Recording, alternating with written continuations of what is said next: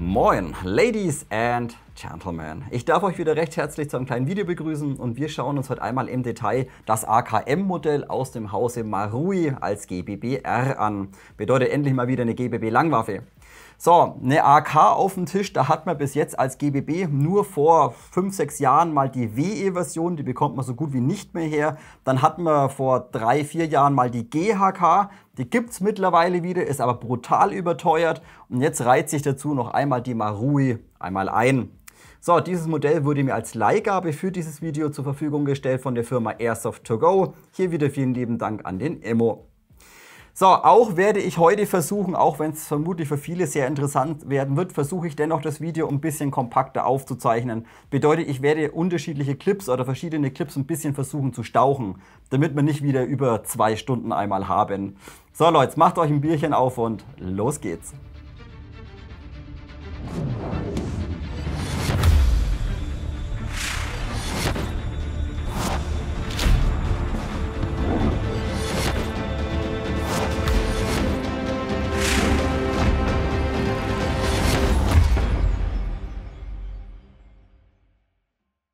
Dann lasst uns auch dieses Video zunächst einmal mit dem Lieferumfang und mit den technischen Daten beginnen. So, das AKM-Modell kommt, wie man es von Marui eigentlich gewohnt ist, unheimlich hochwertig verpackt. Bedeutet, wenn ihr das Ding geliefert bekommt und aufmacht, es ist einfach unheimlich sexy verpackt. Seht ihr, der ganze Karton innen drin natürlich mit Formschaumstoff, aber das Ganze nochmal mit so einem schönen Tuch überzogen. Es sieht einfach mega, mega sexy aus, wenn man eine Marui auspackt. Da freut man sich schon ein kleines bisschen.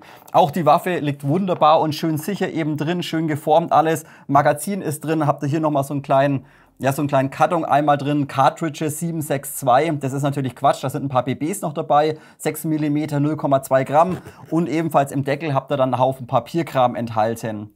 Beim Papierkram müsst ihr ein bisschen aufpassen, der ist diesmal nicht auf Japanisch und Englisch, sondern diese Gebrauchsanweisung ist nur auf Japanisch. Bedeutet, ihr habt letztendlich alles auf Japanisch drinstehen, ist aber aufgrund der Bilder eigentlich selbsterklärend. Also müsst ihr halt euch die Bildchen ein bisschen anschauen. Aber wie gesagt, vom Text her nur auf Japanisch und auf den hintersten Seiten finden wir auch wieder Teileliste und Explosionszeichnungen. Dann habt ihr noch mehr Papierkram drin, so ein bisschen lauter so kleine Zettel mit irgendwas Japanischem drauf. Ihr habt noch ein paar Zielscheiben dabei. Also lauter so ein bisschen Papierkram, ob man es braucht oder nicht. So, ebenfalls Zubehör unten im Karton enthalten ist nochmal ein Laufreinigungsstab und ein kleiner Röhren-Speedloader fürs Magazin. Der ist ein bisschen crap, das sprechen wir aber später im Detail durch. Wo sich Marui auch wieder sehr viel Mühe gibt, sind so Kleinigkeiten, die andere Hersteller nicht wirklich interessieren. Zum Beispiel hier, wenn ihr mal herschaut beim Feuerwahlhebel, da habt ihr unten drunter nochmal so einen kleinen Schutzaufkleber. Bedeutet, wenn ihr das Ding neu bekommt und hier umschaltet, zerkratzt ihr euren Receiver nicht. Bedeutet hier einfach so einen kleinen Schutzaufkleber nochmal. Könnt ihr natürlich wegmachen. Ich lasse ihn jetzt aber fürs Video einmal dran, damit ich hier den gesamten Receiver von der Leihgabe nicht komplett zerkratze. Und auch auf der gegenüberliegenden Seite vom Schaft hinten, das seht ihr später, habt ihr Trageriemenaufnahme aus Stahl. Auch diese ist nochmal mit Schaumstoff gesichert, damit sie nicht gegen den Schaft einmal dagegen drückt und irgendwie Kratzer reinmacht. Also hier unheimlich schön verpackt, dieses GBB-Modell. So Leute, dann haben wir hier natürlich eine Marui. Aufgrund der Gesetzeslage in Japan soll das Ding unter 1 Joule haben. Das hat sie natürlich mit unseren Gassorten, die wir verwenden, hat sie das nicht. Da liegen wir ein kleines bisschen drüber. Ich habe sie für euch auf jeden Fall wieder nachgekront. Ich habe den Cooldown- und Kältetest gemacht und das Ganze jeweils mit 3 unterschiedlichen Gassorten. Bedeutet, ich habe einmal von Nimrod das Blue verwendet, von Nimrod das Green verwendet und einmal das Protech-Gas. Schauen wir uns den Chrono und den Schusstest einmal im Detail an.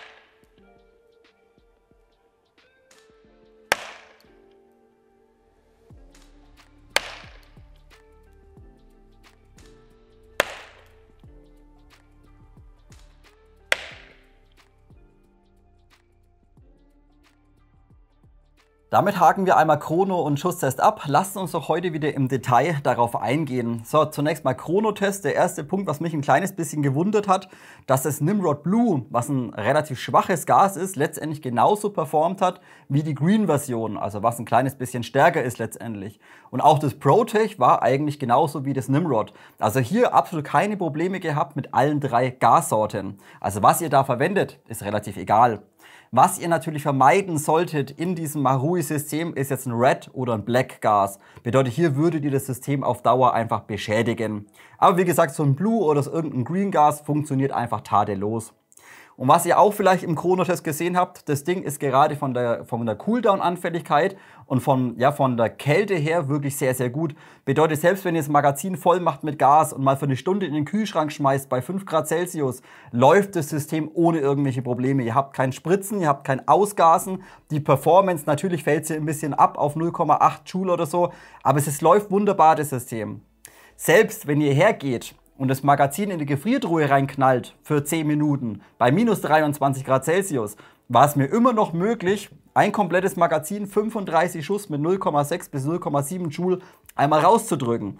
Ohne dass es irgendwie gespritzt hat, Klemmer gab oder irgendwas. Es lief immer noch top, das System. Und genau das zeichnet eben so ein Marui GBB-System im Vergleich zu anderen einmal aus. Also wie gesagt, Cooldown-Empfindlichkeit, Kälteresistenz, wirklich hervorragend. Gerade wenn es jetzt dann im Winter langsam zugeht und mal draußen kühler wird, sagen wir mal irgendwann im Dezember bei 0 Grad, ihr könnt das Ding immer noch perfekt einmal spielen. Und das ist nicht mit jedem GBB-Modell einmal möglich.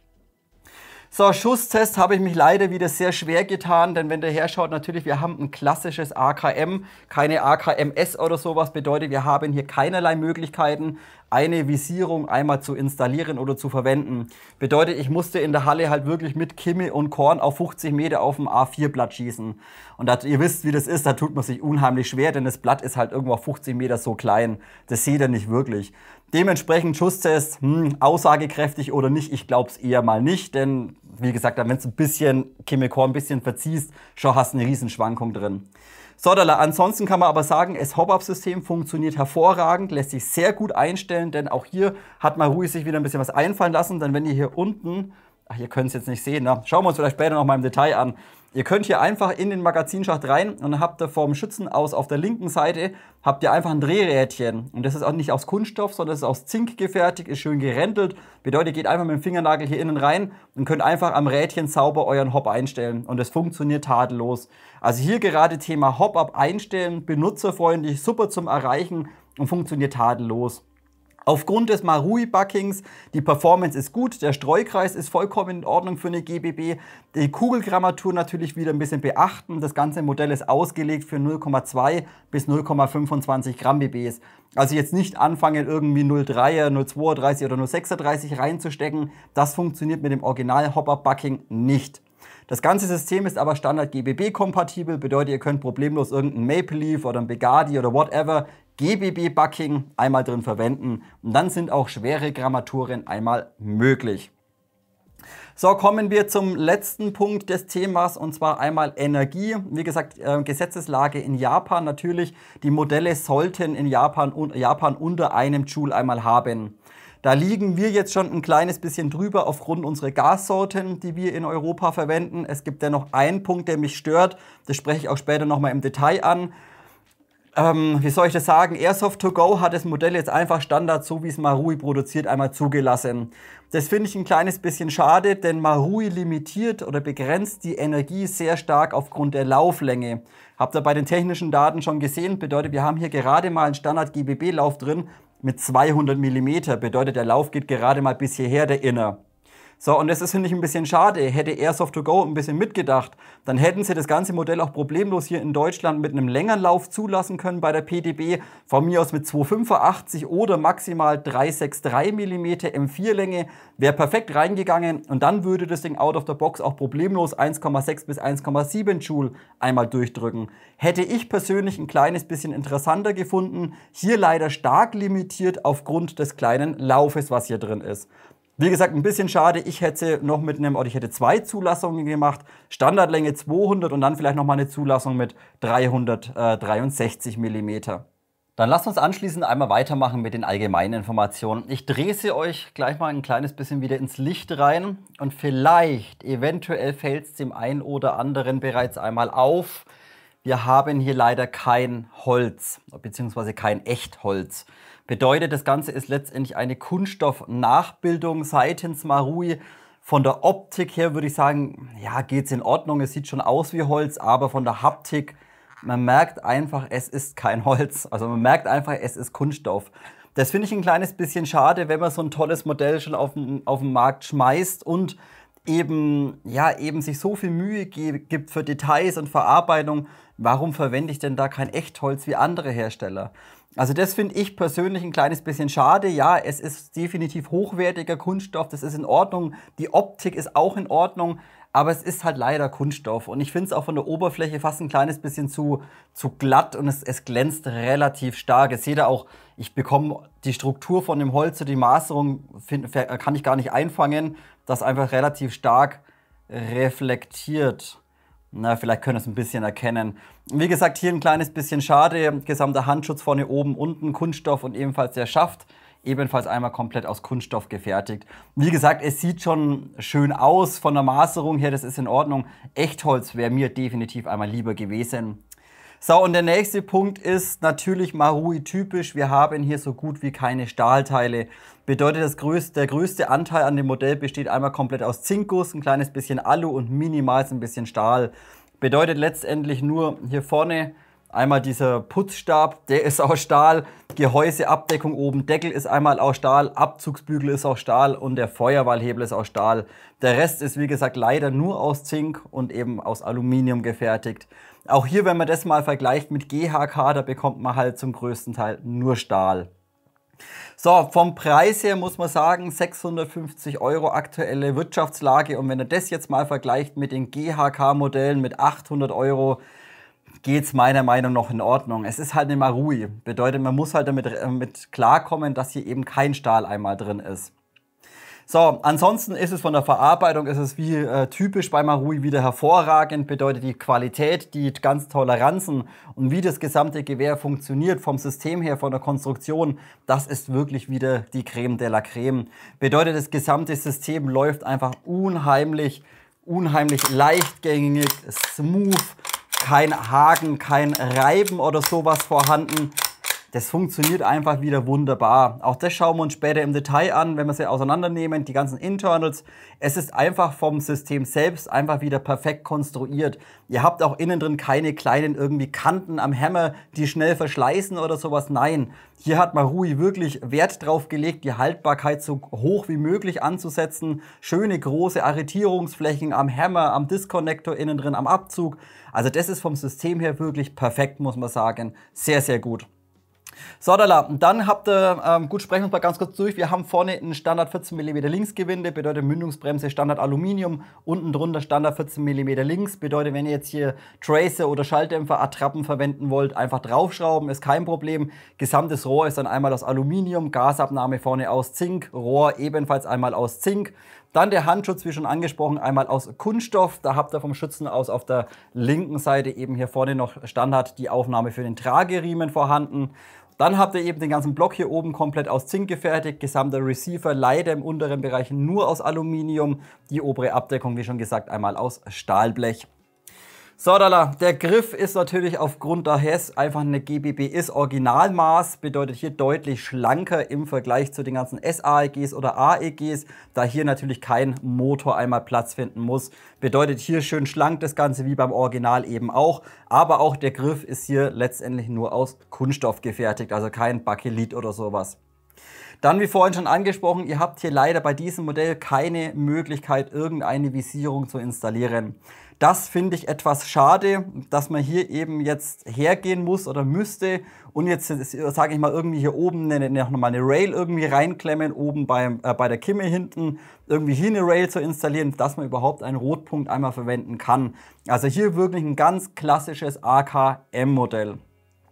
Der nächste Punkt ist, was ich euch leider nicht sagen kann, wo ich ein bisschen auf euch angewiesen bin. Solltet ihr jetzt schon so ein Modell haben und gegebenenfalls Informationen habt, was hier von Bauteilen kompatibel ist, gerade irgendwie Zenit Co., irgendwie vorne Rail-Systeme oder sowas oder Klappschäfte. Da gibt es ja so viele AK-Teile auf dem Markt. Wenn ihr da Infos habt, was da kompatibel ist zu diesem Modell, haut's doch einfach unten mal ins Kommentarfeld rein. Bedeutet, ich kann euch jetzt nicht sagen, passt jetzt hier irgendwie Rail-System von Zenitco oder von 5KU einmal dran, passen diverse Klappschäfte hinten irgendwie dran von Drittherstellern. Das kann ich euch nicht sagen, was solche Bauteile habe ich leider nicht da. Aber auch hier muss man nochmal sagen, klar, man könnte sich jetzt dieses klassische AKM-Modell kaufen, dann noch ein bisschen Vorderschaft oder Handguard, ein bisschen Schaft als Klappschaft oder so und das Ding, sage ich mal, modernisieren. Das seid ihr halt dann irgendwann mal bei 1000 Euro. Ob es das wert ist, ist euch überlassen. So, dann kommen wir noch ganz kurz zurückzukommen auf den Feuerwahlhebel. Wie gesagt, der ist einmal aus Stahl gefertigt und der läuft wunderbar. Bedeutet, der läuft im Vergleich zu anderen Herstellern deutlich weicher oder deutlich leichter. Ihr müsst ja also nicht so viel Kraft aufwenden, um diesen einmal umzuschalten. Und wie auch vorhin schon mal gesagt, ihr werdet es jetzt im Review noch öfter sehen, ich habe jetzt einfach diesen Schutzaufkleber, den habe ich jetzt einfach dran gelassen, um eben den Receiver vor Kratzern zu schützen. Vielleicht will ja Airsoft to Go das Modell noch irgendwann verkaufen. Da wäre es ein bisschen schade, wenn der ganze Receiver bereits verkratzt ist. So, dann kommen wir einmal zur Performance und zum Gassystem. Und das Modell funktioniert vom System, wie schon angesprochen, wirklich tadellos. Es ist auch möglich, dieses Modell einmal trocken zu schießen. Ich demonstriere es euch mal ganz kurz. Magazin könnt ihr problemlos einmal einlegen. Ihr habt hier innen drin keine Probleme irgendwie, dass das Magazin verkanten könnt, sondern einfach rein damit, zack, arretieren und es hält bombenfest und wunderbar einmal drin. Also hier keine, ja, ihr könnt es quasi nicht irgendwie falsch einlegen, zu hoch drücken oder sowas, sondern sobald ihr das Ding reindrückt, das arretiert immer zu 100% sauber. Also hier keine Probleme. So, und jetzt eben der eine Punkt. Jetzt ist das Magazin ist natürlich leer, keine BB drin. Bedeutet, wenn wir jetzt abdrücken, zack, lockt das System. Bedeutet, wenn die 35 Schuss aus dem Magazin draußen sind, hört das Modell natürlich automatisch auf zum Schießen, da der Firing Pin eben blockiert wird.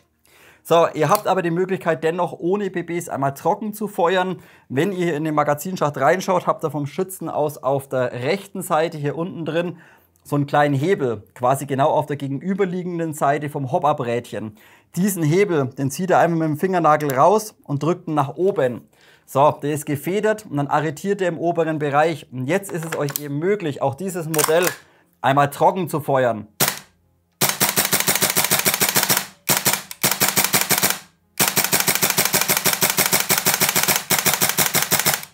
So, und ihr merkt's, oder? Merkt ihr irgendwas? Wartet, ich muss warten, bis sich das Mikrofon beruhigt hat. Merkt ihr irgendwas, dass das Modell irgendwie träge wird, langsamer wird aufgrund vom Cooldown oder sowas? Merkt ihr irgendwas, dass hier irgendwas spritzt an Flüssiggas oder sowas? Gar nichts, oder? Überhaupt nicht. Dementsprechend, wie schon angesprochen, das ganze System performt einfach hervorragend. Es dichtet perfekt ab, die Gasausbeute, die Effizienz ist hervorragend. Und selbst wenn ihr da 35 Schuss am Stück durchprügelt, ihr habt keinerlei Probleme. Wie gesagt, Cooldown-Anfälligkeit, Performance, einfach klasse. Richtig, richtig gut. Auch ist das System absolut null träge. Man hätte es vielleicht noch ein bisschen beschleunigen können, wenn sie, sage ich mal, hinten am Buffer quasi nochmal eine große Feder installiert hätten, dann würde der gesamte Verschlussträger vielleicht noch ein bisschen schneller nach vorne kommen. Aber das ist klasse. Das funktioniert schon so wirklich klasse, das System. Es ist schnell, es funktioniert sauber, es läuft butterweich und die Performance vom Gassystem einfach klasse. Also hier Marui wieder Hut ab, das können sie einfach. Das haben sie wieder richtig, richtig gut gemacht, muss ich sagen. So, das soll es eigentlich mit Allgemeininformationen gewesen sein. Abzug sprechen wir später nochmal kurz im Detail durch. Ansonsten brauche ich, glaube ich, nichts sagen. Wie gesagt, schafft hinten auch leider nur Kunststoff. Da habt ihr vom Schützen aus auf der linken Seite hinten noch Aufnahme-Trageriemen, Schaftkappe standardmäßig und hier eben noch der Durchgang einmal für das Putzzubehör. Braucht man nicht unbedingt und ist auch nichts im Lieferumfang einmal enthalten. Okay, Leute, dann sind wir mit den Allgemeininformationen einmal durch. Machen wir anschließend weiter mit dem Thema Magazin und Gaseffizienz. So, im Lieferumfang habt ihr ein Standard Marui AK oder AKM Magazin einmal enthalten. GBB Magazin fast insgesamt 35 Mumpeln. Diese 35 Mumpeln müsst ihr von oben befüllen mit einem Speedloader. So, und hier der erste Punkt, ich habe es euch im Lieferumfang schon gesagt, ihr habt im Lieferumfang diesen kleinen knuppeligen Röhren-Speedloader enthalten. Da passen, ich ich glaube 10 Mumpeln maximal passen da rein und die müsst ihr dann mit dem kleinen Röhrchen hinterher drücken. Bedeutet hin reindrücken, wieder befüllen, wieder reindrücken, nochmal befüllen, wieder reindrücken. Das ist ein kleines bisschen nervig. Was man hier aber sagen muss, aufgrund des Winkels oder des Radius oder des Aufsatzes hier vorne funktioniert das Ganze wirklich gut. Bedeutet, ihr müsst hier nicht irgendwie drücken wie ein Ochs, sondern mumpeln rein, easy drücken, zack, gehen wunderbar einmal in das Magazin rein. Das Ganze funktioniert leider mit Standard Speedloader nicht ganz so gut. Gut, ich habe jetzt bloß den hier da mit GBB-Aufsatz vorne. Da passt aber dieser Aufsatz passt nicht zu 100%. Bedeutet, dann müsst ihr ein bisschen aufpassen, in welchem Winkel ihr den ansetzt. Setzt ihr den komplett gerade an, müsst ihr drücken wie ein Schmied und könntet sogar den Speedloader beschädigen.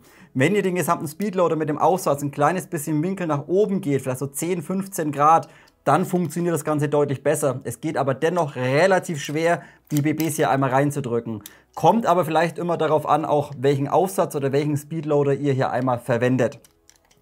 So, wenn ihr dann die Kugeln drin habt, könnt ihr das von unten ganz normal einmal mit Gas befüllen und auch hier habt ihr wieder dieses Ventil drin mit Entlüftung. Bedeutet, ihr werdet auch beim Befüllen hören, dass das Ganze immer ein kleines bisschen zischt. Bedeutet nicht wundern, das hat nichts mit der Abdichtung zu tun, sondern da entweicht einfach die überschüssige Luft im Magazin, entweicht einfach über das Ventil.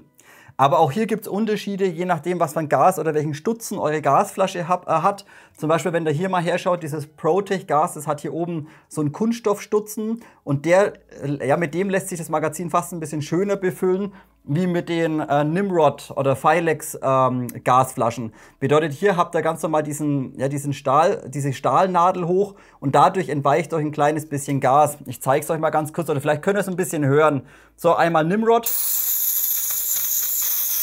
Ist schon voll das Magazin. Aber ihr habt es, glaube ich, gehört, also ihr bekommt das Ganze nicht wirklich 100% sauber dicht übers Ventil.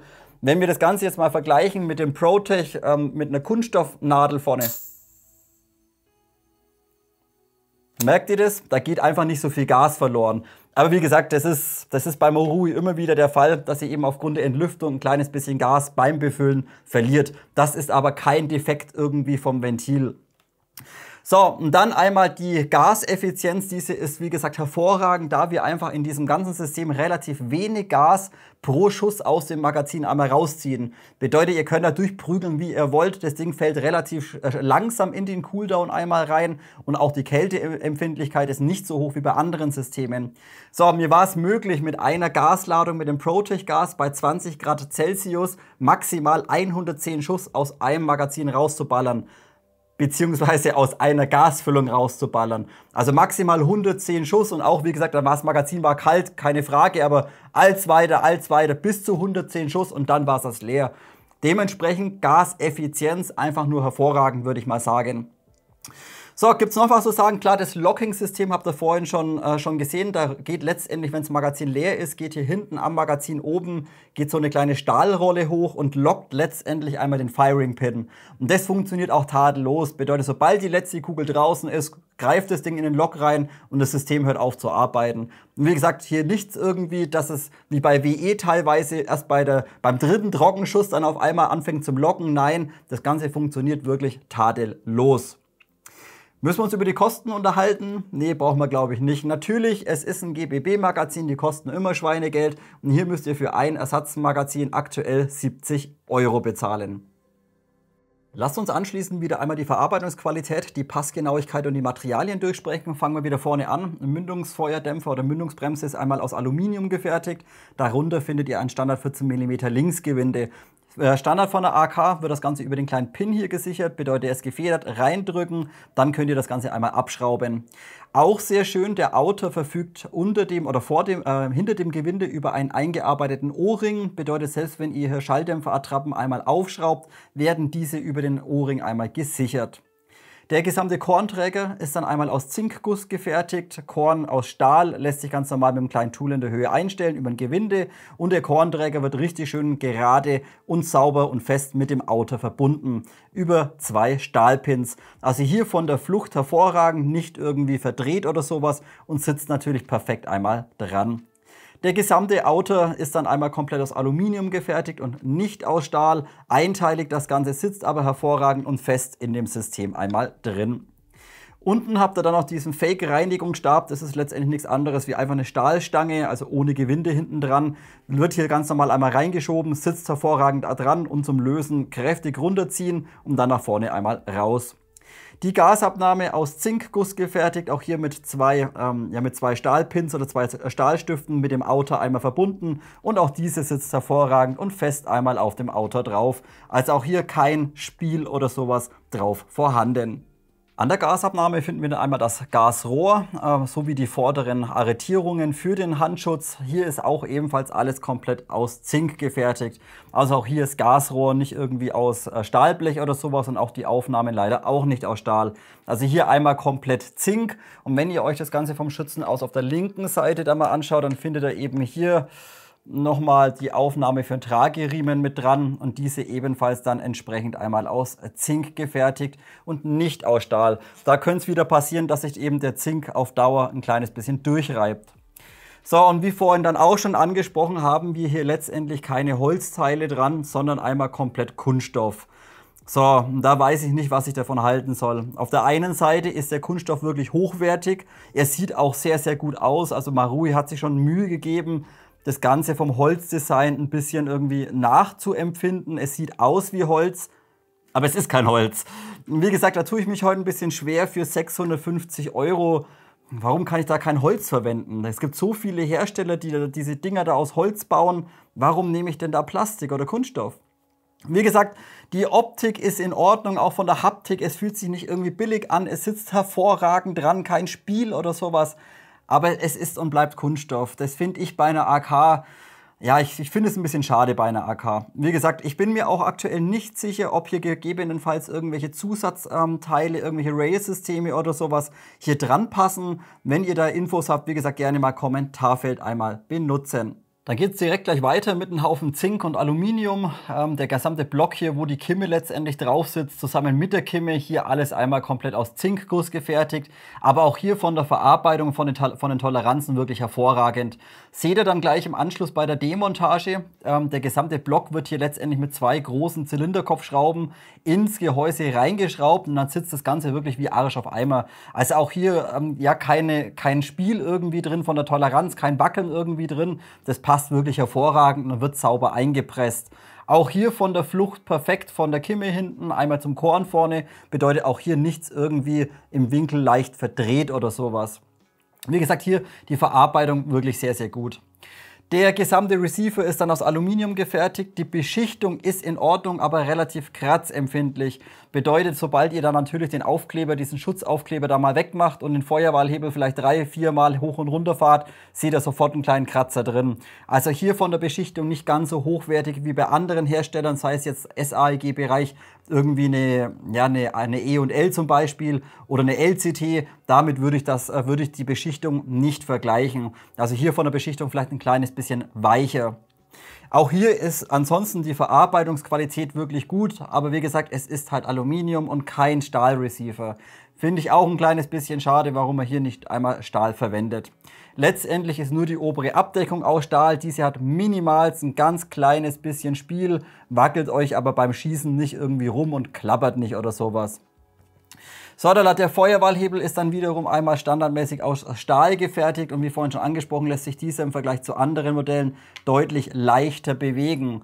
Bedeutet, ihr müsst nicht zu viel Kraft aufwenden, um hier in die einzelnen Positionen einmal umschalten zu können. Also das funktioniert, wie gesagt, das funktioniert wirklich sehr, sehr gut. So, dann lasst uns mal kurz über den Abzug sprechen und vor allem auch über das Abzugsgewicht. So, lasst mich mal das Magazin kurz rausnehmen.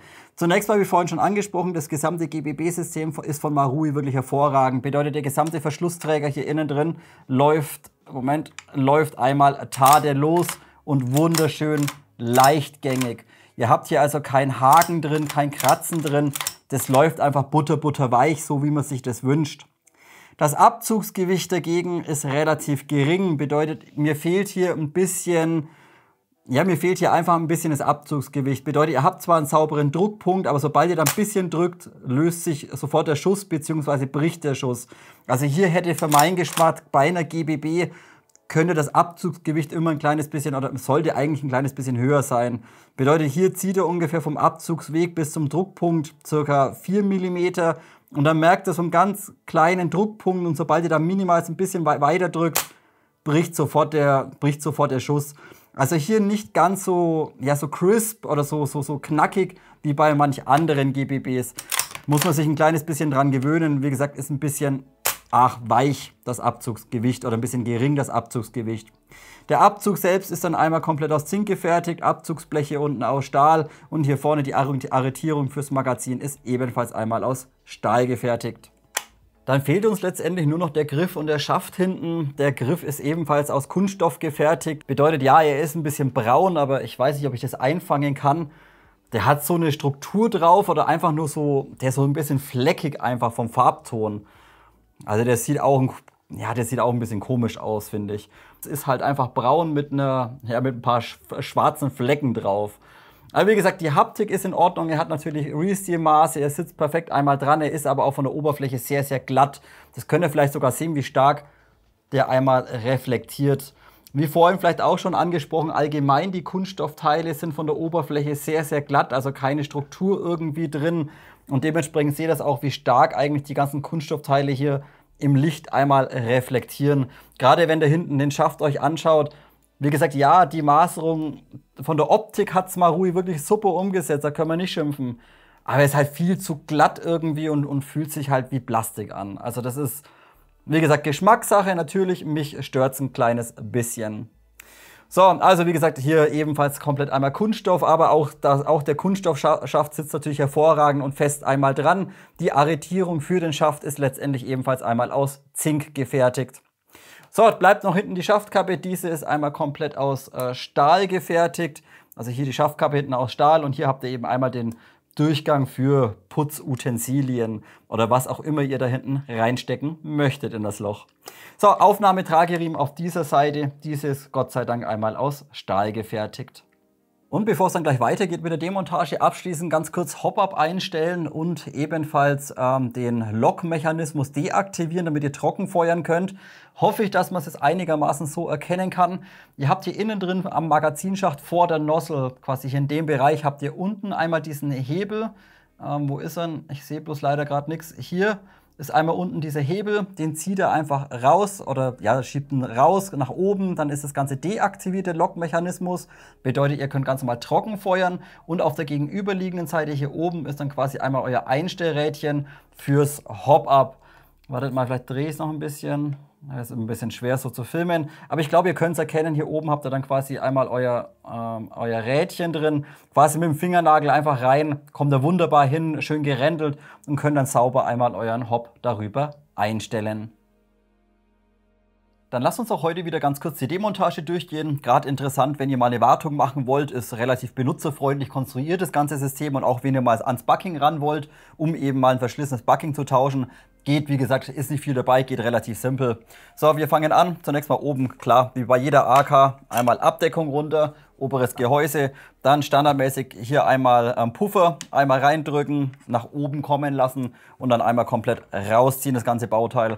Jetzt könnt ihr ebenfalls gleich den gesamten Verschluss entnehmen, dazu Feuerwahlhebel runter, Verschluss einmal komplett bis hinter und dann ebenfalls nach oben einmal aus dem System entnehmen.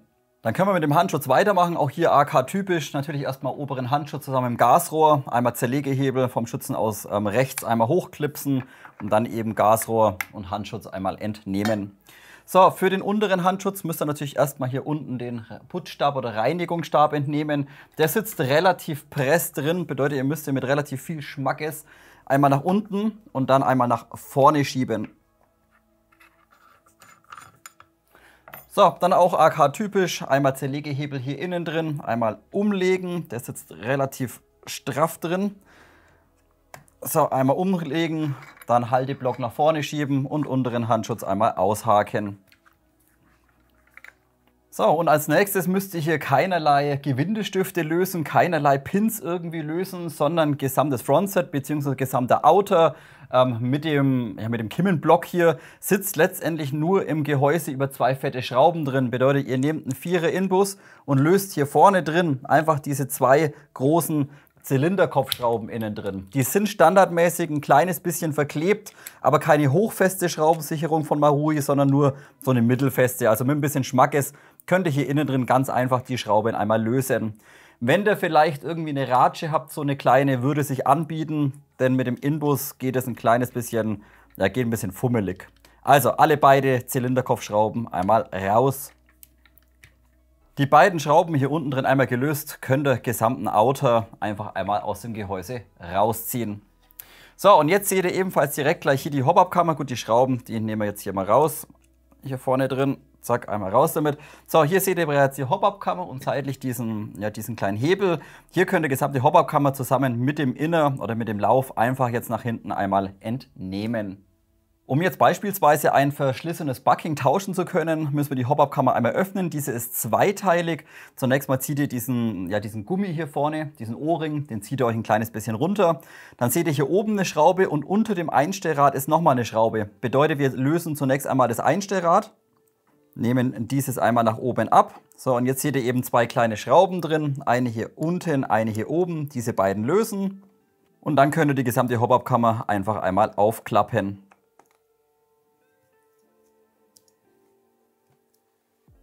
Dann lasst uns weitermachen mit der Abzugsgruppe. Auch das ist von Marui sehr schön konstruiert und sehr benutzerfreundlich konstruiert. Bedeutet, letztendlich sitzen die gesamten inneren Bauteile nochmal in so einer extra, ja, ich nenne es jetzt einfach mal Wanne drin. Bedeutet, gesamter Hammer, Firing Pin und so weiter, das ist jetzt nicht direkt mit dem Receiver oder mit dem Gehäuse verbunden, sondern innen drin nochmal mit einem extra Gehäuse. Bedeutet, wir können das jetzt dann später ganz einfach einmal rausziehen. Damit wir da aber rankommen, müssen wir zunächst mal den Feuerwahlhebel hier seitlich lösen. Und dieser ist von innen geschraubt. Bedeutet, ihr braucht einen kleinen Inbus und löst hier innen drin einmal diese kleine Linsenkopfschraube. Habt ihr die Schraube einmal komplett gelöst, da bietet es sich auch an, wenn ihr die nur anlöst und dann, wenn ihr so ein Bit habt mit dem Kugelkopf-Inbus 2 mm, könnt ihr hier auch schräg mit dem Kugelkopf ein bisschen drehen. Geht deutlich schneller, wie mit dem Inbus komplett rauszudrehen. So, einmal die kleine Schraube, einmal entnehmen und dann könnt ihr den gesamten Feuerwahlhebel einfach einmal abziehen. So, jetzt haben wir letztendlich nur noch zwei Pins drin und ebenfalls der Selektor selbst hier innen drin, der muss ebenfalls einmal raus. Bei den Pins ein bisschen aufpassen, ihr müsst nur die beiden hinteren einmal lösen. Bedeutet, wir klopfen uns jetzt einmal diesen hier und einmal diesen hier raus. Also aufpassen, wenn ihr es von der anderen Seite anschaut, ist da unten, es sieht auch aus wie so ein Pin, aber da könnt ihr nichts klopfen oder sowas. Also einmal diese beiden Pins, einmal rausklopfen. So, dann nehmen wir die einmal raus und hier seht ihr auch bei den Pins, oder vielleicht könnt ihr sehen, wo ist es scharf hier, könnt ihr auch sehen, die haben so eine kleine Nut einmal drin. Denn die Pins werden im inneren Bereich nochmal über so einen kleinen Klemmring oder Spannring, werden die innen drin gesichert, damit sie nicht von alleine einmal rausrutschen. So, Pins einmal raus und jetzt fehlt letztendlich nur noch einmal unser Selektor selbst hier innen drin.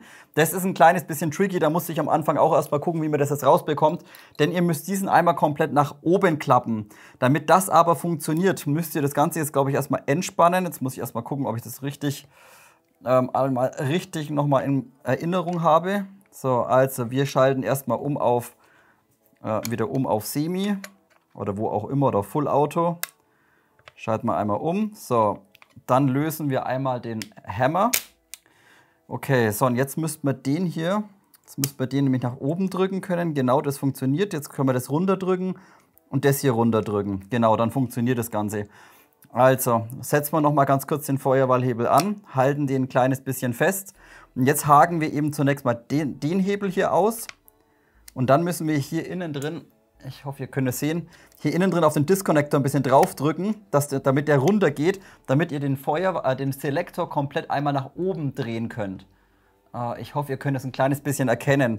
Der muss komplett einmal nach oben klappen und dann könnt ihr nämlich ganz einfach auf der Seite einmal rausziehen. So, und sobald ihr diesen einmal gelöst habt, könnt ihr ebenfalls das gesamte innere Housing sozusagen ebenfalls einmal aus dem Receiver entnehmen. Bei der Abzugsgruppe bzw. beim Housing bietet es sich an, erstmal ein paar kleine Federn zu lösen, denn die fliegen euch sonst einmal rum.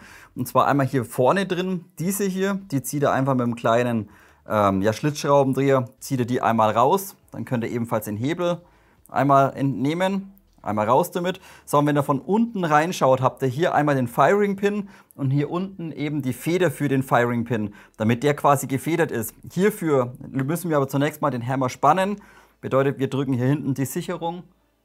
Hier unten den Sicherungshebel, drücken wir uns einmal runter, dann können wir das ganze System einmal spannen, drehen es wieder um, drücken hier oben drauf, hier innen drin, zack, dann kommt der Firing Pin nach hinten.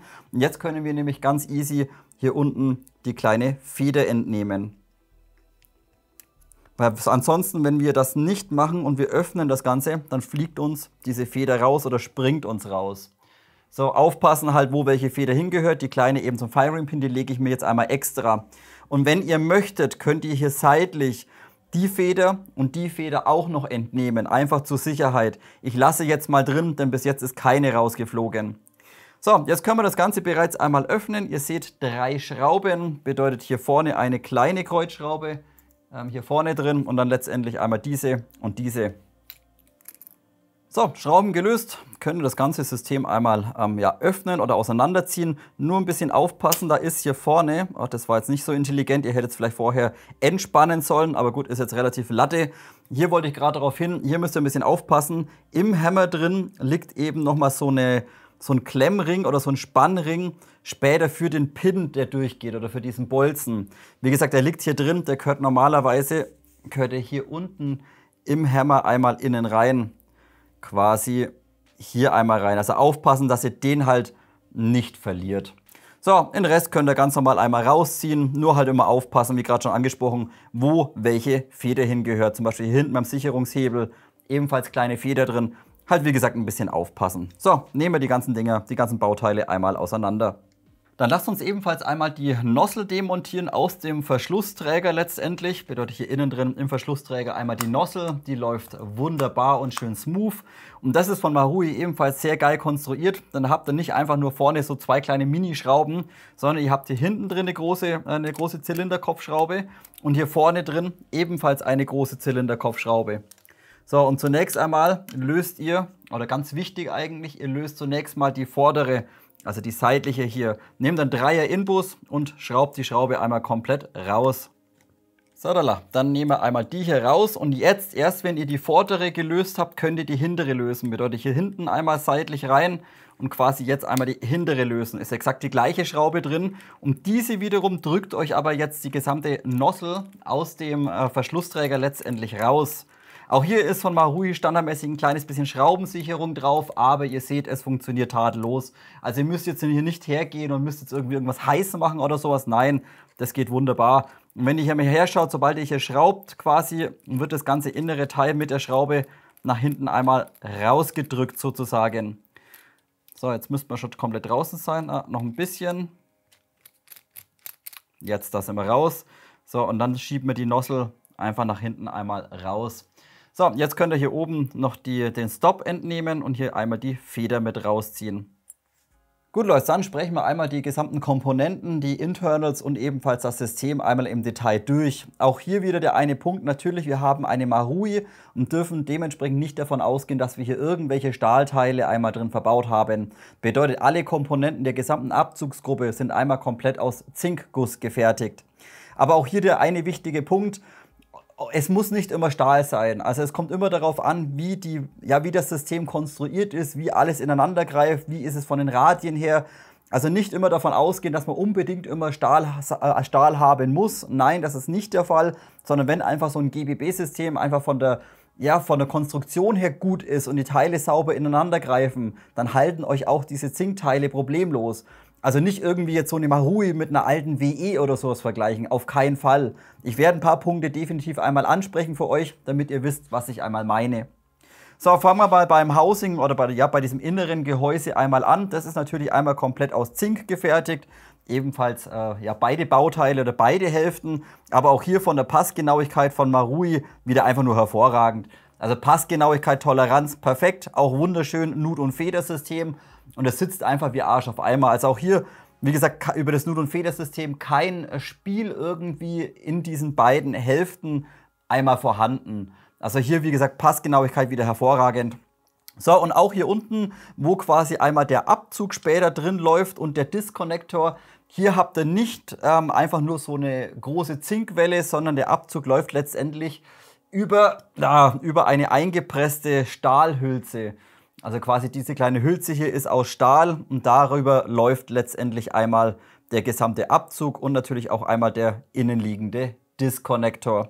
Also nicht wie bei WE, dass ihr da so lange Zinkhülsen oder so habt. Nein, das hier ist einmal aus Stahl eingepresst, diese Hülse. Der Hammer wiederum, der läuft auf 2 Flächen. Da habt ihr zunächst mal am Gehäuse selbst ja so die Führungsfläche, auch wieder Nut- und Federsystem. Das könnt ihr hier vorne einmal erkennen. Bedeutet, wenn ihr das, wie gerade schon gesehen, wenn ihr das System einmal auseinanderbaut, dann fällt euch da nichts raus oder sowas. Also es springt nichts in der Gegend rum, sondern es bleibt alles da, wo es einmal sein soll. So, und der Hammer läuft jetzt aber hier nicht nur irgendwie über diesen dünnen Versatz, sondern da letztendlich läuft später einmal einer von diesen beiden Stahlpins innen drin. Quasi einmal so. Bedeutet, auch hier wird der Hammer sehr gut und sauber gehalten. Eben Stahlpin in der Mitte und Nut- und Federsystem einmal am Gehäuse selbst einmal dran. So, gesamter Hammer, gesamter Abzug und Disconnector, wie gesagt, alles komplett aus Zinkguss gefertigt. Disconnector ist übrigens dieses Bauteil hier. Da habt ihr im hinteren Bereich, seht ihr vielleicht, das ist mit einem schwarzen Edding einmal übermalt worden. Wer sich auskennt, weiß warum. Auf jeden Fall Disconnector, alles komplett aus Zink gefertigt und einmal der Abzug selbst ebenfalls einmal komplett aus Zink gefertigt. Was euch jetzt aber bereits auffällt und was auch bei der MK18 und bei der M4-Serie von den GBBs bei Marui einfach sehr, sehr gut konstruiert ist, wenn ihr euch mal diese ganzen einzelnen Flächen anschaut, wo die Bauteile oder wo die Komponenten quasi arretieren oder einrasten, das ist auch hier wieder übelst überdimensioniert. Bedeutet, ihr habt hier nicht einfach nur so eine kleine Mini-Kante oder sowas aus Zink, wo das Zeug gehalten wird, die Federkraft, nein, sondern Marui verwendet hier wirklich richtig viel Material. Alles wird sauber gehalten und sauber arretiert. Wir können es uns mal ganz kurz anschauen, wenn wir es mal so grob zusammenstecken. Bedeutet hier einfach mal den Abzug rein, dann können wir mal den Hammer da noch einmal reinpopeln. So, wir spannen das Ganze, dann hättet ihr zwar hinten noch einmal den Disconnector drin.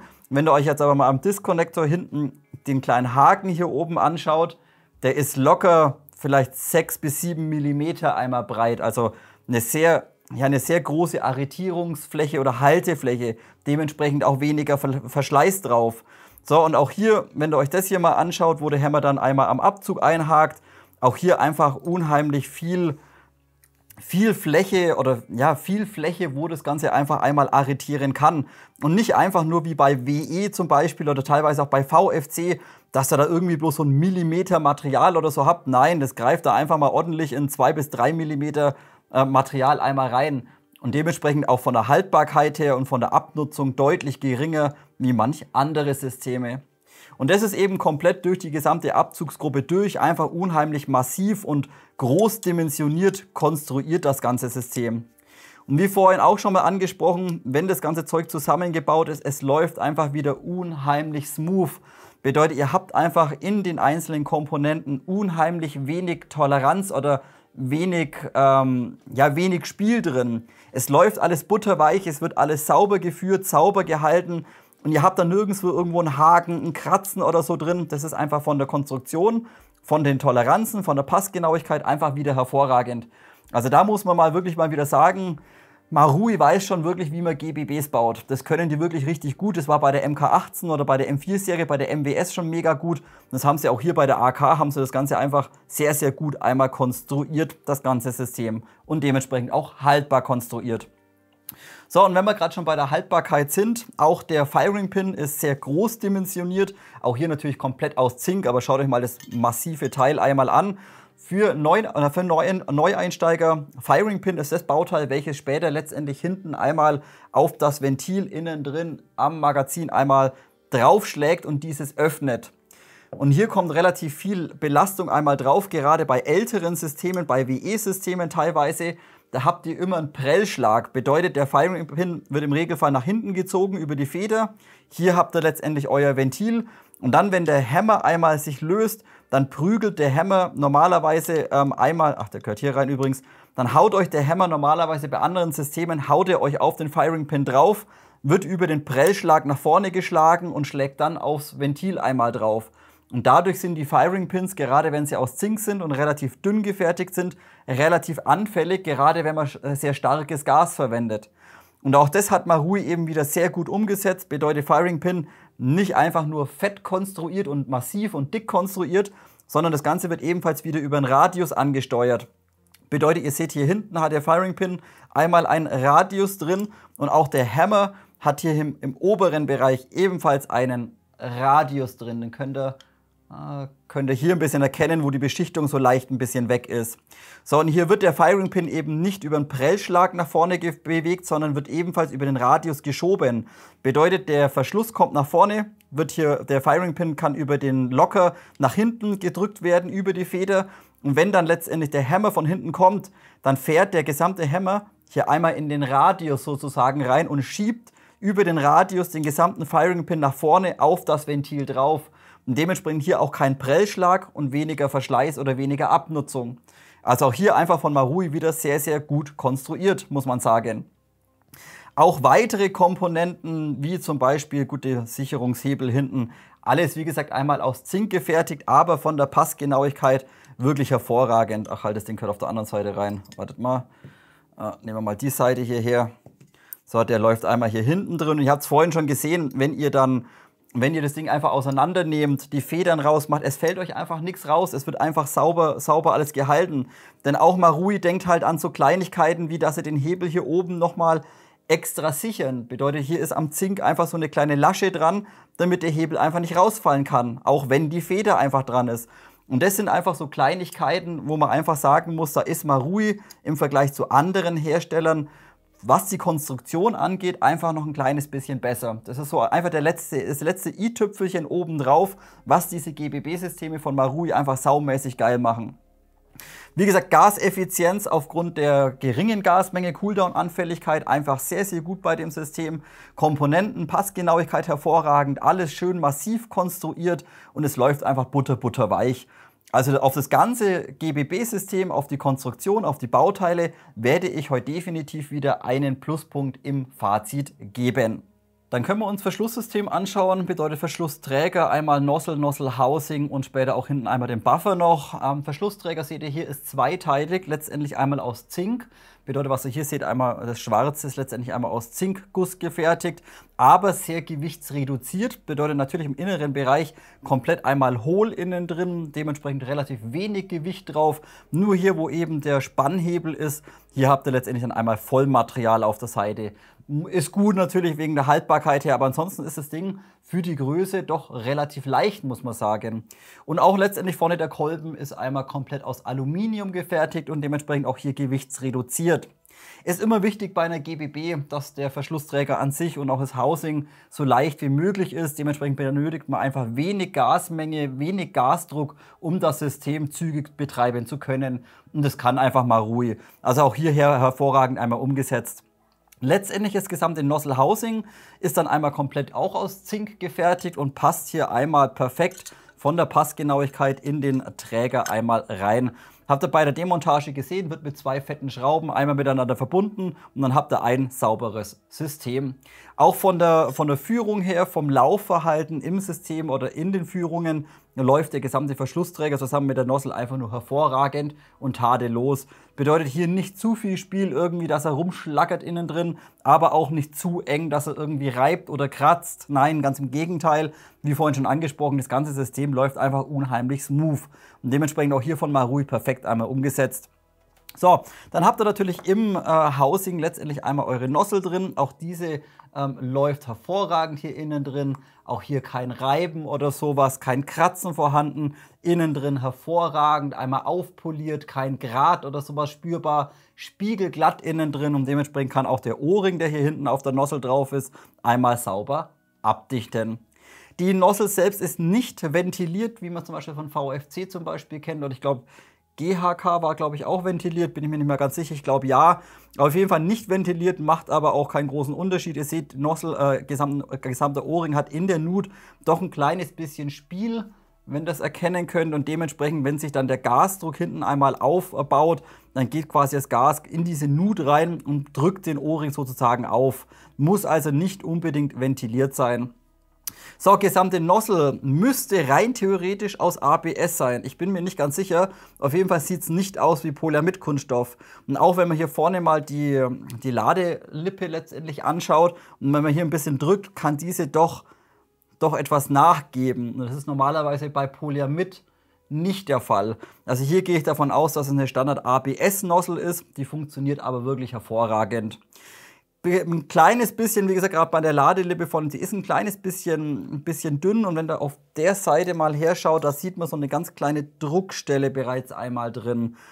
Das haben relativ viele GBBs, da es eben nur aus ABS ist, könnte es gegebenenfalls irgendwann mal sein, dass eben diese Ladelippe da unten verschleißt oder ja, ein bisschen sie abnutzt. Also wenn es mal irgendwelche Probleme geben sollte vom Feeding, mal hier unten die Lippe einmal kontrollieren. Auch hier sind wir wieder beim Thema Ersatzteilversorgung. Bei Marui ist natürlich wieder grausam. Bedeutet, wer unbedingt eine Marui haben möchte und sich gewisse Ersatzteile einmal auf Lager legen möchte, der ist eigentlich dazu gezwungen, irgendwo in Asien drüben einmal zu bestellen. Denn gerade hier in Deutschland, auch EU-weit, bekommt man sehr, sehr selten einmal Marui-Teile her. Wie gesagt, so eine Nozzle mal auf Ersatz schadet definitiv nicht, egal welche GBB man einmal spielt.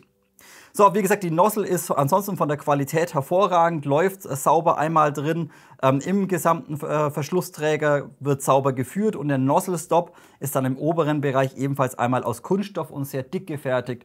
Bedeutet, ihr habt dann letztendlich hier links und rechts so eine große Aufprallfläche letztendlich.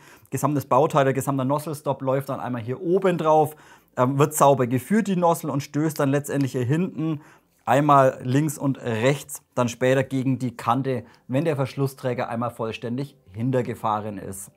Aber auch hier, wie gesagt, von der Passgenauigkeit hervorragend, läuft mega, mega smooth das Ganze, obwohl es nicht mal irgendwie geschmiert oder so ist. Das passt einfach wie Arsch auf Eimer einmal zusammen. Was auch recht schön ist, die Nozzle hat hier im hinteren Bereich nochmal oben so eine Rolle einmal eingearbeitet. Diese ist aus Kunststoff und da gehe ich davon aus, dass einfach die Rolle ein bisschen die Nozzle unterstützt, wenn sie quasi einmal, beziehungsweise wenn der Verschlussträger einmal nach hinten fährt. Bedeutet, hier reibt nicht jetzt irgendwie, oder hier steht dann letztendlich nicht irgendwie die Nozzle quasi an der Wandung an, sondern hier oben dann letztendlich einmal die Rolle. Und dementsprechend läuft einfach die Nozzle wunderbar in dem ganzen System drin. So, falls ihr euch jetzt fragt, ist das ganze System NPAS kompatibel? Da muss ich leider sagen, nein. Wir können uns das innere Ventil mal ganz kurz anschauen. Dann müsst ihr letztendlich nur hier unten einmal diese Schraube lösen von der Nozzle. Einmal diese kleine Senkkopfschraube, Kreuz hier unten raus. Dann müsst ihr den O-Ring hinten einmal runter machen. Na, komm, geh runter. So, einmal runter machen und dann könnt ihr nämlich die Nozzle einmal trennen, beziehungsweise das hintere Teil einfach einmal rausziehen und ebenfalls das innere Ventil ebenfalls. So, und wenn ihr euch das Inner Valve mal anschaut, das ist ähnlich aufgebaut wie bei der High Kappa DOR. Bedeutet, ihr habt im hinteren Bereich nochmal, das ganze Inner Valve ist letztendlich hohl innen drin. Bedeutet, da innen drin kann sich ein bisschen mehr Gasdruck einmal aufbauen, um das Ventil einmal nach vorne zu bewegen. So, warum nicht unbedingt NPAS kompatibel? Die meisten NPAS, auch für GBBs, haben einen hinteren Durchmesser von der Dichtung von 8 bis 8,2 mm. Dieses Inner Valve hat aber 9 oder 9,1 mm. Bedeutet, es ist hier hinten vom Durchmesser ein kleines bisschen größer. Jetzt könntet ihr zwar hergehen und könnt euch einen NPAS reinmachen, das Ganze wird euch aber nicht abdichten, wenn das Inner Valve schließt. Bedeutet, es wird zwar nach vorne gedrückt, dichtet aber aufgrund des kleineren Durchmessers hinten nicht zu 100% ab. Bedeutet, die Effizienz wird dadurch etwas schlechter werden. Also mal gucken, ob es vielleicht NPAS gibt mit 9 mm, 9,1. Die würden dann rein theoretisch einmal reinpassen. Aber das Standard NPAS, so diese ganzen Edelstahldinger oder was es alles gibt von Ratech, die passen hier leider nicht ohne Probleme einmal rein. Auch das Rückholsystem ist von Marui sehr gut umgesetzt. Ihr habt jetzt hier nicht einfach nur so eine lasche Feder da irgendwo da seitlich drin liegen, habt ihr gerade schon gesehen, sondern die gesamte Rückholfeder läuft hier oben sauber in einer Nut einmal drin. Auch diese ist sauber einmal gerundet. Ebenfalls habt ihr dann hier oben einmal die Rückholfeder. Zusätzlich nochmal so einen kleinen Spring Guide aus Kunststoff. Liegt also sauber hier hinten einmal an. Die Feder kann sich sauber einmal aufwickeln. Und dann wird das Ganze ebenfalls hier im Nozzle-Stop hier ebenfalls nochmal eingehakt. Bedeutet, ihr habt einfach eine ordentliche und saubere Führung von der gesamten Feder hier einmal innen drin. So, das Ganze liegt dann letztendlich so hier oben drin. Dann wird das Ganze einfach hier wieder in den gesamten Verschlussträger oder in das Nozzle Housing einmal reingepopelt und zusätzlich dann hier ebenfalls mit dem gesamten Verschlussträger quasi verschraubt. So, und dann können wir uns ebenfalls mal anschauen, wie das ganze System einfach läuft. Wenn wir hier die Nozzle uns mal anschauen, hier, das läuft einfach butterweich. Die Nozzle wird perfekt einmal geführt und dennoch kein Haken drin, kein Kratzen drin und sie wird perfekt einmal wieder zurück befördert. Also auch hier von der Passgenauigkeit, von der Toleranz, von der Konstruktion, einfach nur perfekt. Was wollen wir denn mehr? Also auch hier durchdacht, sauber umgesetzt, so wünscht man sich das.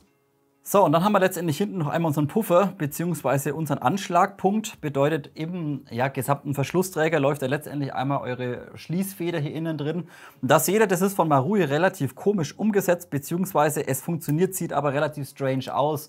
Bedeutet, ihr habt hier eine ewig lange Recoil oder Schließfeder einmal und die läuft nicht nur über einen Spring Guide, sondern da ist im inneren Bereich so ein Drahtgestänge einmal drin. Das seht ihr, das kann hier einwandfrei einfach rumschwabbeln.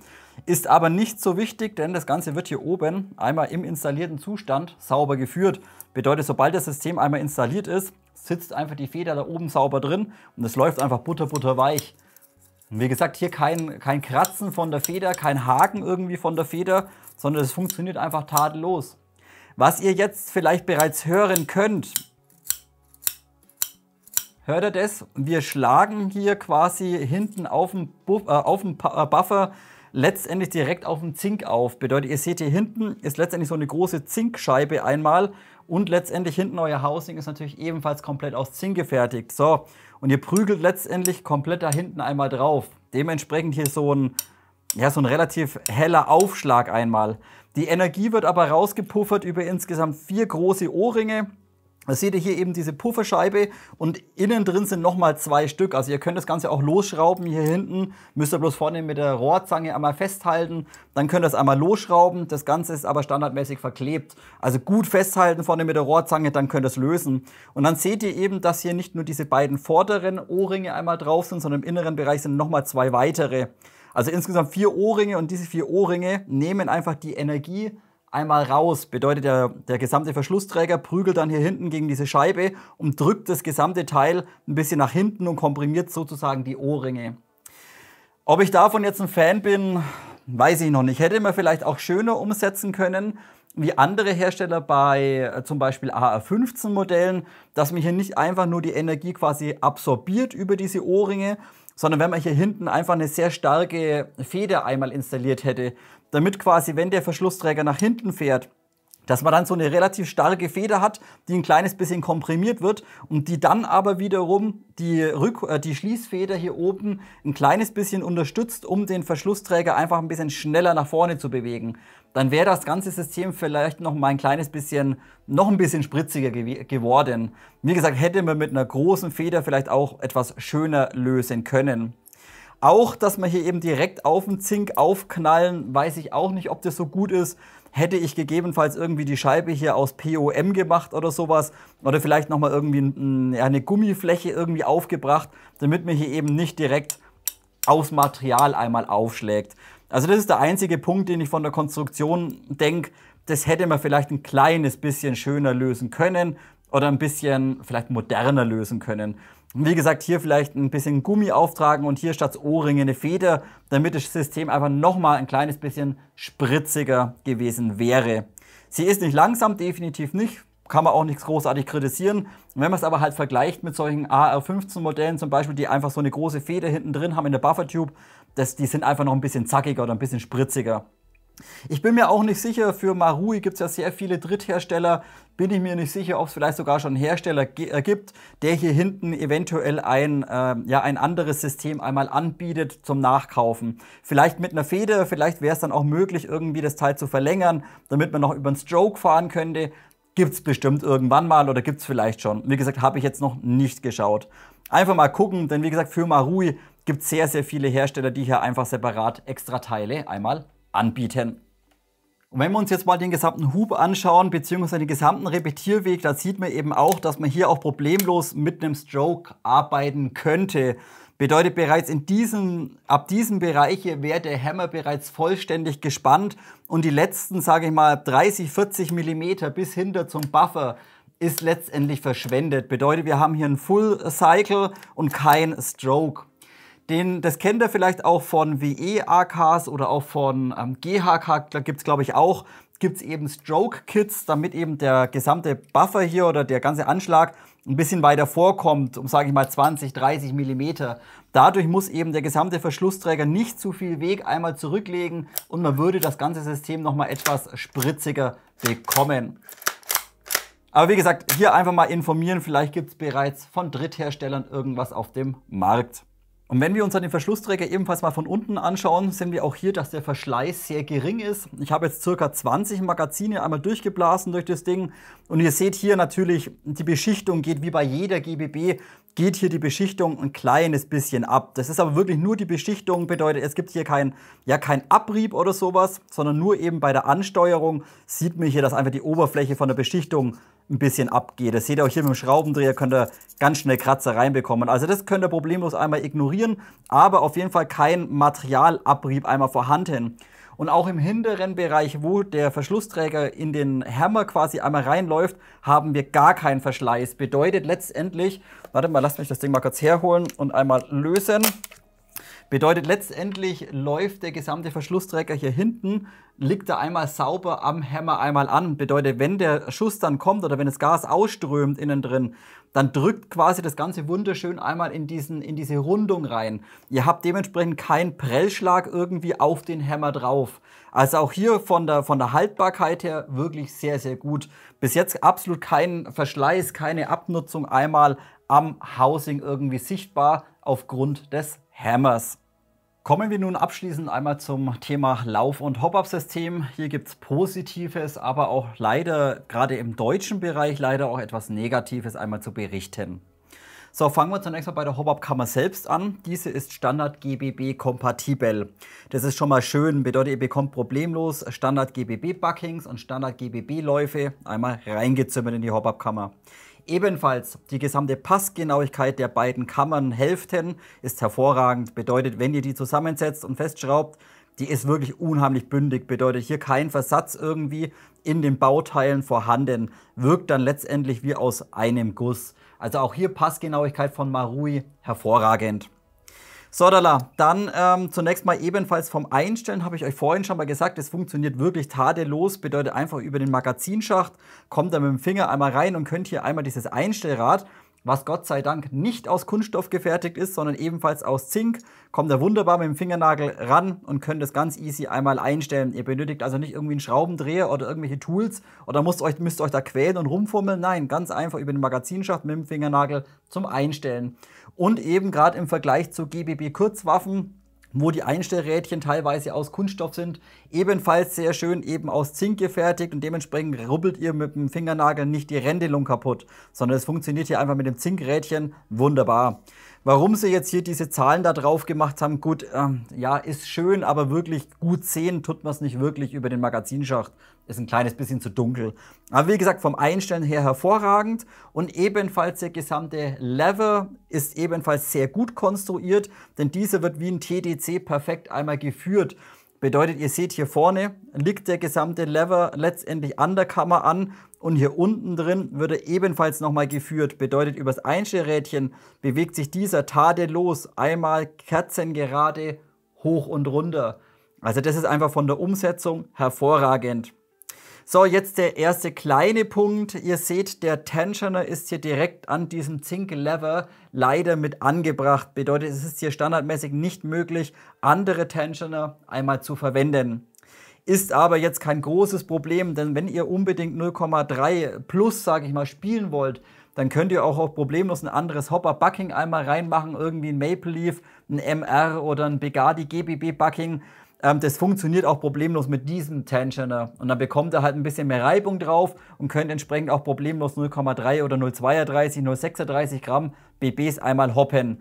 Also nicht ganz perfekt natürlich, da wir die Fläche nicht haben mit 5 mm Länge, sondern eben nur so ein Standard-Tensioner. Aber wie gesagt, mit einem anderen Bucking funktioniert das ebenfalls problemlos. So, dementsprechend auch das Bucking eben 0815 Standard, wie man es von Marui kennt. Es funktioniert mit 0,25 wirklich hervorragend. Bedeutet, wenn ihr jetzt nicht unbedingt 0,3 oder 0,32 Gramm spielen wollt, dann könnt ihr das System ganz normal out of the box einmal betreiben. Wollt ihr etwas mehr Grammatur, wie gesagt, dann müsst ihr halt das Bucking einmal tauschen. Da das Standard-Bucking eben Standard Pornobalken einfach hinten runter 0,815, wie man es einfach gewohnt ist eben nicht für mehr Kugelgewicht einmal geeignet. Aber wie gesagt, funktionieren tut das Ganze mit leichteren BBs out of the box wirklich hervorragend. Und wie schon gesagt, Standard GBB-kompatibel bedeutet, ihr habt auch hier auf der Seite einmal diese Nut hier drin, wo eben die Feder von dem Bucking einmal problemlos einmal reingreifen kann und dementsprechend sauber drin sitzt. Hier vielleicht noch ein kleiner Tipp, da häufig immer die Fragen kommen, gerade bei manchen TNT-Update-Kits, auch für GHK, da kamen, letzte Woche kamen 2 Fragen, ja, da passen die Buckings nicht rein, denn das Ding hier ist im Weg. Ja, Leute, nehmt ein Messer, schneidet einfach das Ding da ab. Hier diese Feder oder die Erhöhung. Einfach abschneiden, zack, batsch. Dann passen auch Standard-Gummis bei TNT-Sets zum Beispiel. Ein bisschen losgelöst von dem Review, aber wie gesagt, kleiner Tipp am Rande. Also Standard GBB-kompatibel, Hop-Up-Kammer definitiv brauchbar, Einstellrad ebenfalls sehr, sehr gut. Dann seht ihr auf der Seite, habt ihr hier unten nochmal so einen kleinen Nupsi drauf und hier läuft standardmäßig eben dieser kleine Schieber drauf, wo ihr quasi es Trockenfeuern einmal einstellen könnt. Bedeutet, habe ich hier vorhin schon mal gezeigt, einfach mit dem Finger rein, den Hebel ein bisschen rausziehen und dann hakt ihr hier oben rein. Und dann drückt ihr euch letztendlich hier einmal aufs Magazin drauf und sozusagen ist ein Trockenfeuern möglich. Bedeutet, die Waffe hört nicht mehr automatisch auf, wenn das Magazin leer ist. Wollt ihr es wieder aktivieren, zieht ihr den ganzen Hebel wieder ein bisschen und lasst ihn einfach wieder einmal unten arretieren. Wirklich schön hat Marui dran gedacht, dass es eben auch möglich ist, trocken zu feuern. Finde ich gut. So, und jetzt leider der eine Punkt, der mir heute wieder nicht ganz so gut gefällt und vielleicht muss ich hier auch ein kleines bisschen kritischer werden, ganz persönlich. Es ist ein Standard Marui GBB-Lauf drin. Das ist schon mal an sich in Ordnung. Standard Messinglauf, 6,08 mm Innendurchmesser. So, was mich aber heute wieder ein kleines bisschen stört. Die Waffe muss natürlich aufgrund der Gesetzeslage in Japan maximal 1 Joule betragen, am besten 0,8, 0,9 Joule. Jetzt hat man aber schon gesehen, bei den Gassorten, die wir verwenden in Deutschland, selbst mit dem Blue, mit dem Standard Green, liegen wir schon deutlich über den 1 Joule, was eigentlich in Japan zugelassen ist, da das Gas bereits etwas stärker ist. So, was mich aber noch mehr stört, ist, dass die Lauflänge aufgrund der Gesetzeslage in Japan eben nur 200 mm beträgt. Bedeutet, er ist eigentlich für das Modell viel, viel zu kurz. Wie gesagt, Marui muss natürlich so einen kurzen Lauf einmal reinballern, dann würden sie hier einen längeren reinmachen, würde die Energie extrem ansteigen. So, und hier, was mich eben ein kleines bisschen stört, das ist alles schön und gut, wir bekommen das Modell in Deutschland, aber das Modell wird von Airsoft To Go mit dem Originallauf mit 200 mm zugelassen. Und das finde ich ein kleines bisschen schade. Wenn man schon weiß, dass Marui die Drosselung oder halt aufgrund der Lauflänge so wenig Energie rausbekommt, warum lasse ich denn das Modell nicht mit einem stinknormalen Standardlauf mit 363 mm zu? Beim Standard M4-Lauf 336 mm Standard GBB-Lauf. Ja, natürlich würde die Energie hochgehen auf 1,5, 1,6, von mir aus 1,7 aufgrund der Lauflänge. Aber dann wäre das Ding immer noch in Deutschland, sage ich mal, problemlos spielbar, weil wir dürfen einfach mehr Energie einmal spielen bei uns auf den Feldern. Also das finde ich ein bisschen schade von Airsoft To Go. Natürlich, man hätte jetzt das Modell Standard zulassen können. Mir wäre es aber lieber gewesen, man hätte hier eben 2 Lauflängen bei der PTB zugelassen. Einmal Standard 200 mm und dann ebenfalls nochmal eine Zulassung mit 363 mm. Und dann hätte Airsoft To Go das Modell eben auch einmal umbauen können und direkt mit einem 363er Lauf einmal anbieten können und eben mit 1,6 oder 1,7 Joule. Wäre mir persönlich ein kleines bisschen lieber gewesen. Und nicht falsch verstehen, auch wenn man hier eine andere Lauflänge verwenden würde, die Gaseffizienz und die Cooldown-Anfälligkeit, die würde natürlich gleich bleiben.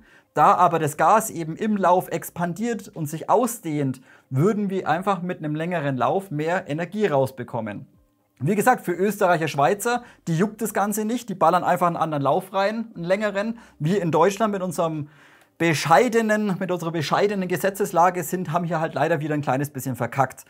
Also wie gesagt, eine extra Zulassung mit einer etwas längeren Lauflänge wäre mir persönlich etwas lieber gewesen. Gut, Leute, dann baue ich den Schinken wieder zusammen und wir sehen uns abschließend einmal zum Fazit. Gut, Leute, das soll es gewesen sein. Relativ kompaktes Review, hoffe ich zumindest. Einmal zur Tokyo Marui AKM GBB und sprechen wir wieder meinen ganz persönlichen Eindruck einmal durch. So, Pluspunkt würde ich definitiv geben. Klar ist eine Marui Verarbeitungsqualität einfach nur hervorragend.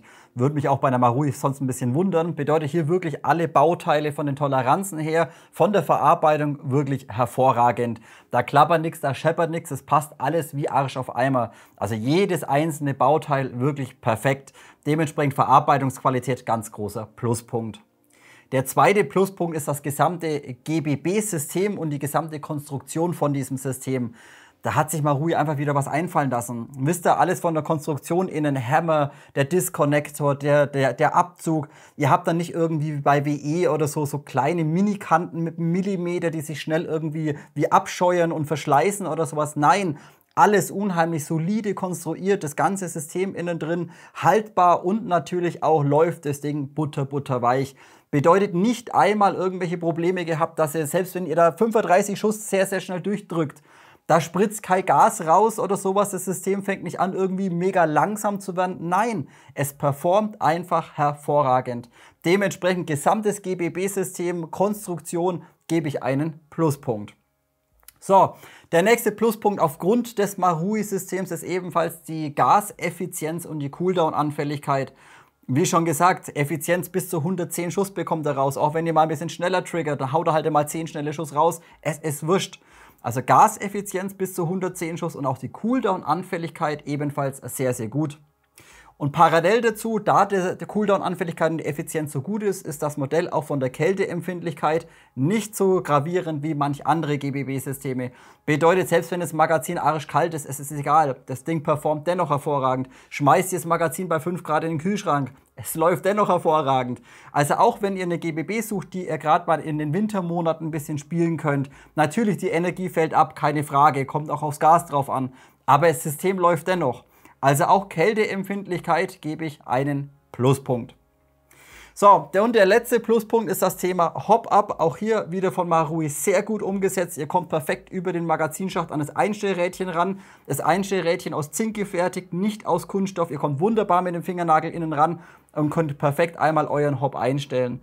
Also hier auch Hop-Up-Kammer von der Passgenauigkeit sehr gut konstruiert. Dann der Tensioner und der Lever drücken schön parallel, schön gerade runter. Kein Spiel oder sowas drin, gebe ich ebenfalls einen Pluspunkt. So, beim Hop-Up natürlich, wie gesagt, könnte man noch ansprechen, es sind keine hohen Kugelgrammaturen einmal möglich. Das ist aber sehr selten bei Standardsystemen einmal der Fall. Bedeutet 0,2, 0,25 ist das System ausgelegt, 0,28 könnt ihr auch noch verwenden, werdet aber auf Dauer das Bucking, ja, es wird etwas schneller verschleißen. Bedeutet, wollt ihr jetzt unbedingt 0,28, 0,3, 0,32 Gramm verwenden, ja, dann packt ihr halt für 8 oder 10 Euro noch ein anderes Bucking rein und fertig. Auch das ist problemlos möglich, denn natürlich alles Standard GBB-kompatibel beim Hop-Up-System. So Leute, dann kommen wir zu den Neutralpunkten. Der erste Neutralpunkt gebe ich auf das Thema Material. Natürlich, wir haben eine Marui und dementsprechend suchen wir hier Stahl. Zunächst einmal relativ vergebens. Bedeutet gesamter Receiver, kein Stahl, gutes Blech da oben ist Stahl, das haben aber die meisten, aber hier kein Stahl. Da vorne alles aus Aluminium. Ist ein kleines bisschen schade, gerade in Bezug auf den Preis, 650 Euro und ich bekomme eine Alu-AK oder eine Zink-AK. Bisschen schade und eben nochmal in Bezug auf den gesamten Schaft und halt auf die Holzteile. Halt nein, darf ich ja nicht sagen, ist ja kein Holz. Es ist leider nur Kunststoff. Es ist ein guter Kunststoff, es ist ein haltbarer Kunststoff. Auch die Maserung und die Struktur hat Marui sehr gut in dem Kunststoff einmal eingearbeitet. Es sieht aus wie Holz, aber es ist halt kein Holz.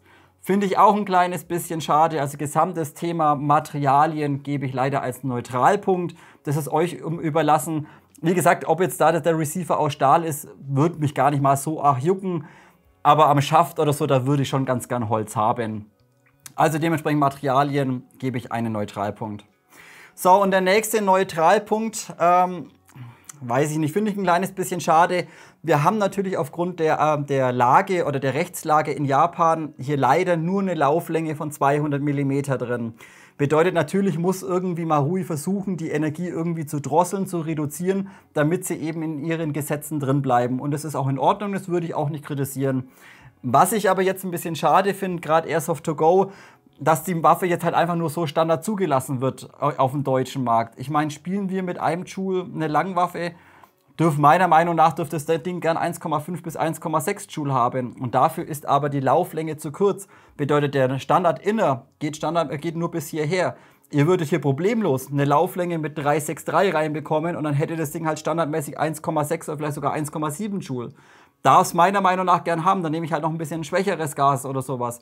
Wie gesagt, ein bisschen schade, dass das Ding eben nur mit einer Lauflänge von 200 mm einmal zugelassen wurde. Österreicher, Schweizer, bei euch ist es wurscht. Ihr könnt da problemlos einen anderen Lauf reinmachen. Standard GBB-Lauf 3,63 bis da vorne hin und fertig. Dann hat sich die Geschichte erledigt. Also ein kleines bisschen schade, wieder ja, Zulassung Deutschland und allgemein deutsche Gesetzeslage. So, und der letzte Neutralpunkt ist ein bisschen der Preis. Die Leistung stimmt definitiv, da können wir nicht maulen. Verarbeitung, GBB-System hervorragend. 650 € finde ich aber ein bisschen zu teuer in Bezug auf die Materialien. Wie gesagt, halt alles Kunststoff, kein Stahl. Wäre vielleicht hier noch Echtholz dran gewesen, hätte ich gesagt, gut, 650 sind in Ordnung, aber für Plastik halt Marui wieder. Also ein kleines bisschen teuer. Dürfen wir aber eigentlich auch nicht kritisch sehen, denn wenn man mal guckt, was die GHK aktuell kostet, da langt man sich echt an den Kopf hin. Also wie gesagt, ein kleiner Neutralpunkt der Preis. Kritikpunkte habe ich gar keine. Wie gesagt, das Ding läuft hervorragend, Performance ist hervorragend, Hop-Up ist sauber, Verarbeitung ist top. Also dementsprechend Leistung, wie gesagt, Leistung stimmt, aber der Preis doch relativ hoch. So, und jetzt habe ich noch einen Punkt, den kann ich nicht einordnen oder weiß ich nicht, soll ich es als Neutralpunkt geben, keine Ahnung. Wir haben hier halt wirklich nur ein klassisches AKM-Modell, keine AKMS oder sowas oder keine AKS. Finde ich ein bisschen schade. Ein bisschen altbacken. Man hat keine Möglichkeit, hier irgendwie einen Rotpunkt zu montieren, kein LPVO oben drauf. Jetzt muss man halt hergehen, muss gucken, welche Bauteile sind kompatibel. Passt hier oben, kann man hier oben eine Rail reinklemmen, um einen Rotpunkt zu verwenden. Sind Cenico-Teile oder Nachbauten von 5KU, sind sie kompatibel, sind sie nicht kompatibel? Und wenn ihr einfach aus dem AKM-Modell dann doch was Moderneres bauen möchtet, dann seid ihr irgendwann bei 1000 € für das Ding. Und das finde ich ein bisschen zu teuer. Also da wäre mir persönlich, ein bisschen moderneres Modell, nicht so was Klassisches, wäre mir ein bisschen lieber gewesen. Aber das ist auch euch überlassen. Wenn ihr mit Kimmelkorn standardmäßig spielen wollt, ja gut, dann ist das halt so. Jeder mal die Hand heben, wer mit Kimmelkorn spielt. Nein, Quatsch. Wie gesagt, ein bisschen altbacken, so eine Standard AKM, ein bisschen moderner hätte es gerne sein dürfen. Nochmal zurückzukommen auf das Punkt Kompatibilität, wie vorhin schon angesprochen, wenn ihr da mehr wisst, wenn ihr so eine AKM von Marui habt und habt vielleicht schon irgendwie Cenico-Teile einmal dran gebaut und wisst, was ist kompatibel, passen 5KU-Teile, passen irgendwelche Klappschäfte, seid doch so gut und haut einmal eure Erfahrungen unten einmal ins Kommentarfeld rein. Gut Leute, das soll es für heute gewesen sein. Kleines Review AKM. Wenn es euch gefallen hat, Like, Abo und vielleicht eine Mitgliedschaft auf Patreon dalassen. Würde mich wie immer mega drüber freuen. Wir sehen uns nächste Woche zum nächsten Video. Bis dahin, macht's gut.